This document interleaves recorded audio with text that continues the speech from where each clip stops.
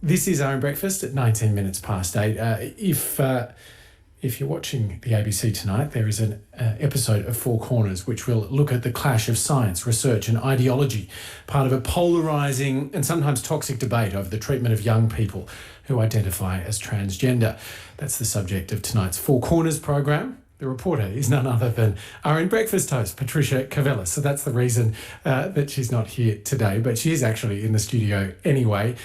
The episode is called Blocked. It explores the gender affirmation model that's increasingly used in Australia and overseas. PK, good morning. Good morning, Hamish. Nice to speak to you. Likewise. Thank you for getting up early regardless.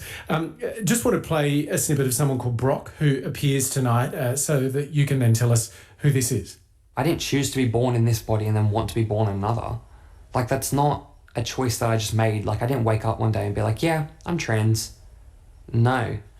It was years of dysphoria, self-hate, that it took me to find out you're not in the right body.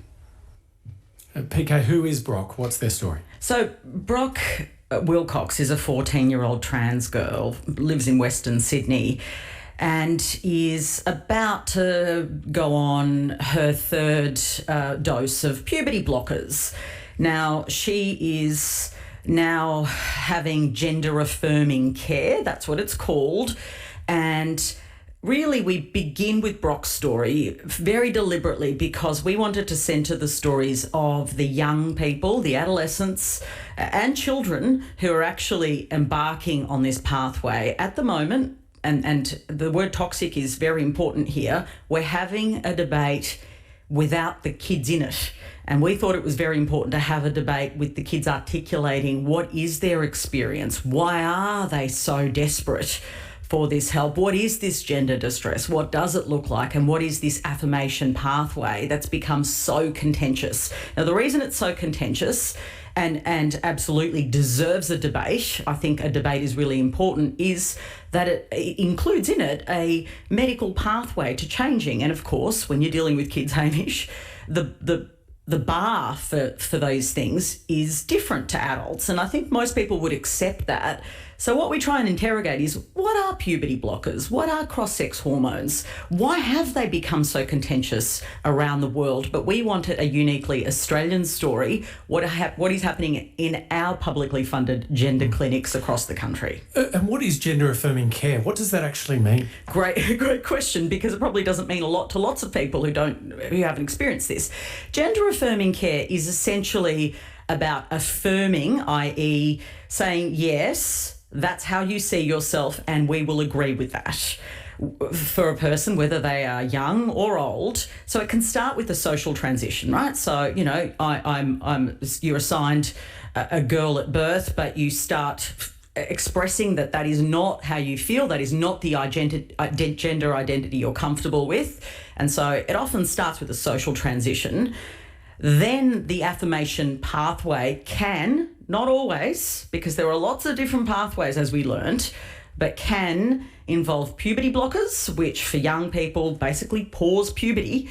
And then if someone is officially diagnosed with gender dysphoria, continue to cross-sex hormones, which allow you to go through a puberty, so to speak, in the gender of your choosing. It's contentious because, of course, this is medicine, and medicine is often contentious. So there is a big debate around the world about whether this pathway is right for children. And so to that end, one of the organisations that you hear from, as I understand it, in this episode is the Royal Melbourne Children's Hospital.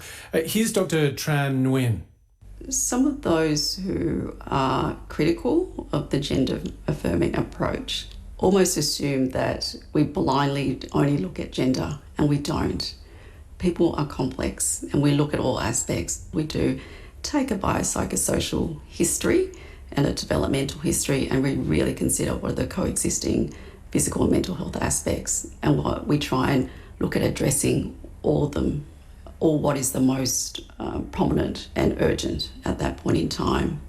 So that's Dr. Tram Nguyen from the Royal Melbourne Children's Hospital, but you particularly focusing on Westmead Children's Hospital in Sydney, PK. That's right. Yes, the Westmead Children's Hospital is having the most intense fight over gender affirming care inside. So we often see with this issue around transgender and gender diversity, this spilling out on the streets. What we do on 4Corners tonight is find out what's happening behind closed doors among clinicians. Now, at Westmead Children's Hospital, they do have a clinic for kids that's meant to serve the children of Sydney, right? The young people of Sydney. But what we've been able to reveal is that just this year, Hamish, and I found this figure staggering, we only obtained it through Freedom of Information requests. We couldn't get the hospital to engage with us. We tried over several months. We've been working on this for a long time to try to speak to us about what was going on in there, and we couldn't. We were able to find out that they've only seen 3 new patients this year. Now, that number is staggering given they are meant to serve Sydney. Sydney's our biggest city in the country. Last year they saw 88 patients. That is really different to the Royal Children's Hospital in Melbourne or in Brisbane, and both of those hospitals did agree to speak to us, who have much bigger caseloads. Now, to be clear, the Westmead Children's Hospital is still absolutely giving care to kids, young people who are already on their books, so to speak, because once you get into a service, you're in that service sometimes for years. So they're getting care, but they're just not taking in many new patients, only 3 this year. And we've been able to find out that that's because of resignations, an inability to be able to hire new staff, because there's been a huge dispute and a lot of discomfort among the frontline clinicians about this new research that came out over the last couple of years. It was published by clinicians. No, they don't work in the gender clinic, but they are associated with the Children's Hospital. And that really asks and raises questions around the affirmation model that people are really upset about. Parents are upset. It's become huge, and so huge that I think the numbers tell the story. The fact is, this children's hospital is just not seeing many patients, new ones that is, and clearly there is something going wrong. And you hear from a doctor called Dr. Gillian Spencer. Dr. Gillian Skinner is her name. She is, Spencer rather, yes, you're right. She is a doctor who worked at the Queensland Children's Hospital as a psychiatrist, an adolescent and child psychiatrist. She has been stood down pending an investigation from her clinical duties. Here she is.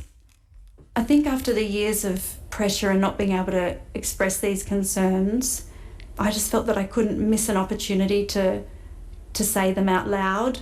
It's a really hard thing as a doctor to be in a position where you feel that you need to do an intervention that you don't agree with. Being able to speak aloud about it was, a relief.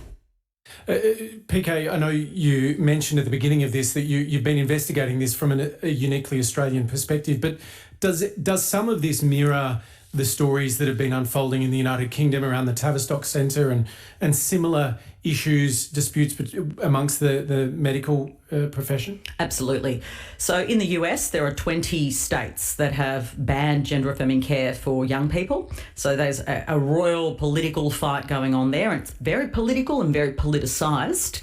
And in the UK, as you say, the Tavistock Clinic was accused of essentially churning young people through, getting them on puberty blockers. It was overwhelmed by its long waiting lists. And there was a view that was too stuck in its affirming model in such a way that it didn't explore enough, right? The other issues that might be going on for a young person, and there are many other issues that are going on for young people at any given time. There are sort of coexisting issues, maybe depression, maybe autism, ADHD. There are other issues that can occur.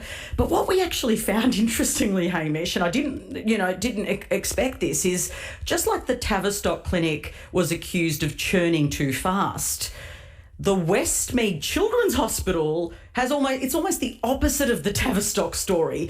And so it just shows that these battles are perhaps leading to different outcomes based on the different views of clinicians in different places. So the big question is, are we doing it right in Australia? There are different views, and we haven't, in our story, you will hear the different views. Now, I think that's important. There are clinicians who are raising their concerns, like Gillian that you heard there, who has spoken out. Now, she worked in a hospital. She has concerns about the model, and you'll hear about those concerns on 4Corners tonight. Thank you very much, PK. And of course, you'll be back in the chair tomorrow morning. Thank you so much. See ya. That's our own breakfast host, Patricia Cavellis. That story airs tonight on 4Corners. ABC Listen. Podcasts, radio, news, music, and more.